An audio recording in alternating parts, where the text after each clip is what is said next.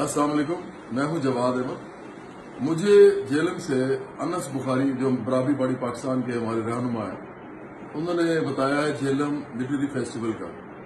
मैं समझता हूं कि झेलम जैसे तारीखी मगर निस्बतन छोटे शहर में इतनी बड़ी एक एक्टिविटी करना, एक लिटरेरी फेस्टिवल करवाना, ये बहुत कठिन काम है और बहुत ज़बरदस्त काम है। ये होना बहुत ज़रूरी है।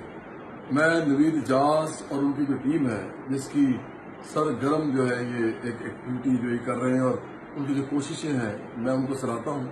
और मैं चाहता हूँ कि नौजवानों के लिए जो तफरीही भी और एकेडमिक भी जो एक्सरसाइज वो कर रहे हैं, इसके लिए उनको बहुत बहुत मुबारक हो और ये इस काम को बखूबी सर अंजाम दे सकें। और इसके साथ साथ मैं चाहूँगा कि तमाम लोग इस वक्त झेलम के मुझे सुन रहे हैं और इनफैक्ट इर्द गिर्द के शहरों के भी जो लोग हैं जो वहाँ जा सकते हैं, इवन लाहौर से भी जो जा सकते हैं उनको भी जाना चाहिए। तो मैं चाहूँगा कि वो भी जाके झेलम लिटरेरी फेस्टिवल के अंदर शिरकत करें और इसको कामयाब बनाएं। बहुत शुक्रिया। खुदा हाफिज़।